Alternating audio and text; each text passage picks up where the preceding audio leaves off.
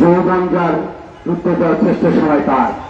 প্রিয় বন্ধুরা, আপনারা জানেন আজ 18 এপ্রিল চট্টগ্রাম যুব বিদ্রোহে আন্দোলন আমাদের প্রেরণা দেয়।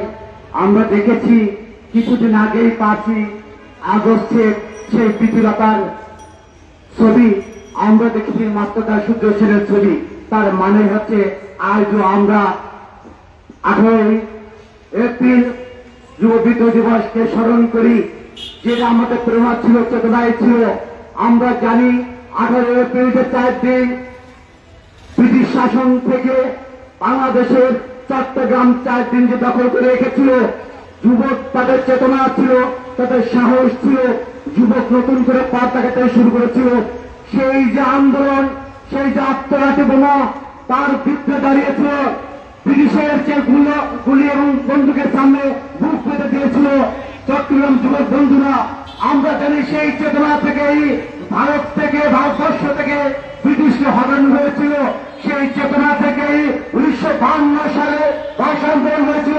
সেই চেতনা থেকে 1971-কে আমরা মুক্তিযুদ্ধের সাথে অর্জন করতে পেরেছিলাম এবং আমরা দেখেছি 5ই আগস্ট সেই চেতনাকে ধারণ করেছিলাম। রাস্তায় দেখেছিলেন লক্ষ লক্ষ মানুষ, তার 80% ছিল যুবক। তার মানে যুবকই পথ দেখাতে পারে। আমরা বলতে চাই, এই চেতনাকে ধারণ করে আগামী বাংলাদেশ হবে শোষণ মুক্ত, আগামী বাংলাদেশ হবে যুবকদের, আগামী বাংলাদেশ হবে যুবকদের একটা আইকন। কারণ এই দেশ বাংলাদেশের যে স্বাধীন হয়েছিল তখনও যুবকরা স্বাধীন করেছিল। আপনারা দেখতে পাবেন 71 সালে যারা যুদ্ধ করেছিল তাদের বয়স কত হয়েছিল? 18 থেকে 30 বছরের মধ্যে ছিল। আমরা দেখেছি 5ই আগস্টে একই ঘটনা, 18 থেকে 40 বছরের বয়সে সকল রাস্তায় নেমেছিল। প্রিয় বন্ধুরা, আমাদের এই দেশকে আমাদের রক্ষা করতে হবে। আমরা যে দেখছি যে এক শোষণ, এক ফিজিবাদকে সরিয়ে আরেকটা ফিজিবাদে আটকে পড়েছি। যে যায় ক্ষমতায় সে হয় বীর। আজ দেখতে পাচ্ছি তাদেরকে পারবো না। আমরা দেখতে পাচ্ছি তাদের যে বিভিন্ন ইস্যু, কিন্তু আমরা যে সংস্কারের কথা বলি, এর আগে একটা সরকার ছিল বলতো উন্নয়ন উন্নয়ন উন্নয়ন, কল্পিকতার উন্নয়ন বলতো। আর এখন সংস্কার হচ্ছে, এই সরকার বলে সংস্কার সংস্কার সংস্কার। কিন্তু কোন সংস্কার পেয়েছি? আমার যুবক ভাইয়ের কোন চাকরি পায়নি, আমার যুবক ভাইদের তো শিক্ষার মান উন্নত করা হয়নি, আমার যুবক ভাইদের তো কলকারখানা তৈরি হয়নি, এবং আমার যুবক ভাইরা কিভাবে কাজ পাবে সেই নীতি তৈরি করা হচ্ছে না। তার মানে কোন সংস্কার করা হচ্ছে? এই সংস্কার করা হচ্ছে তার কিভাবে ক্ষমতা কে দেখতে পারে সেই সংস্কার তারা তৈরি করতেছেন, এই জনগণকে পাঠাচ্ছেন।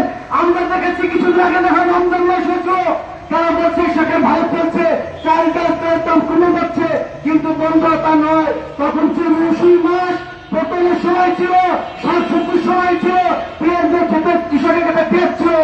আজ কৃষকের কাছে পেঁয়াজ নাই, তার মানে কেজিতে 20 টাকা দাম বেড়ে গেল। এই হচ্ছে সংস্কার।